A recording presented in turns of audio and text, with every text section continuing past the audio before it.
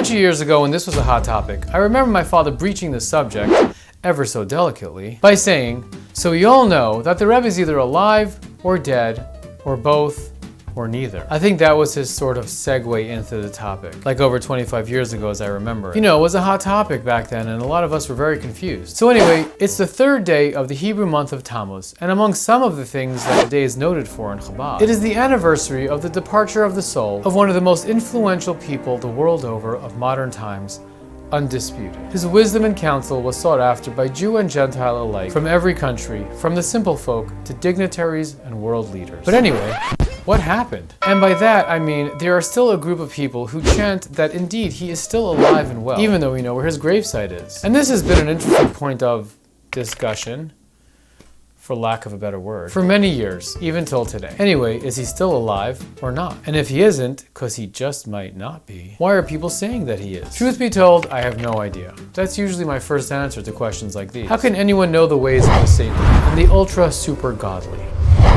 But let's speculate. To have any intellectual conversation, the premise must be a clear definition of terms. So how about let's talk about the word life or alive and try to define it. So let's start with the basics and most tangible. On dictionary.com, the definition for alive is, well, so it's an adjective, okay, fine.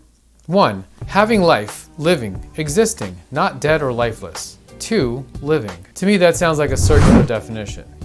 You know, using the same word to define itself. This just does not add any life to the conversation. You see what I did there? Add life to the conversation. Never mind. Okay, so anyway, what I did next on this quest for life was I turned to ChatGPT and I asked as follows. How would science define the word alive? What I got was the following list of stuff in their definition. The way ChatGPT explained it was that these are signs of something that is alive, as opposed to something that is not alive.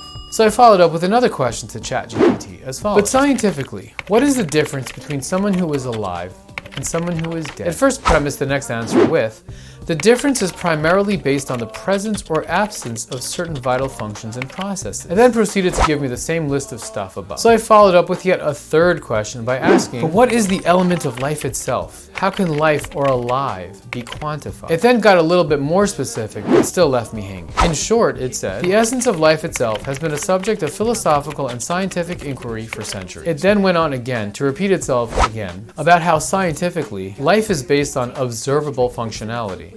And it then proceeded to give me the same list for the third. So there really is no scientific explanation to contrast the difference between someone who is alive to someone who is dead apart from his responsiveness. Think about that. I don't know about you, but it seems to me that science comes up short when attempting to quantify life.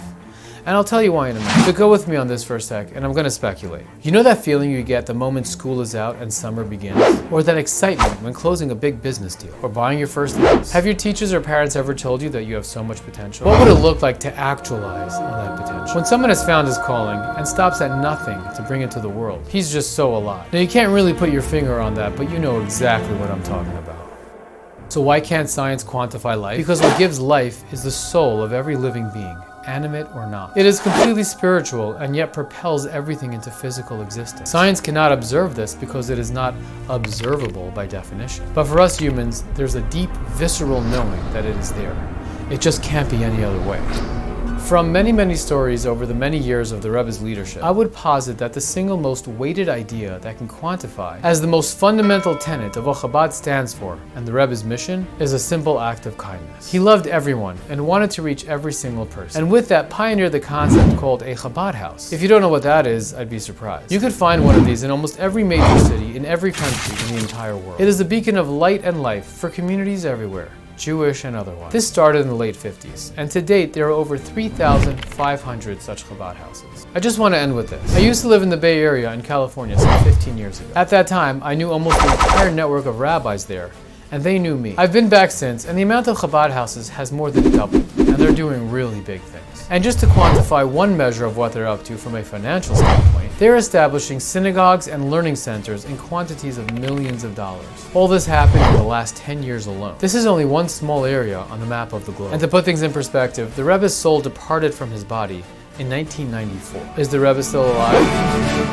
I think very much so.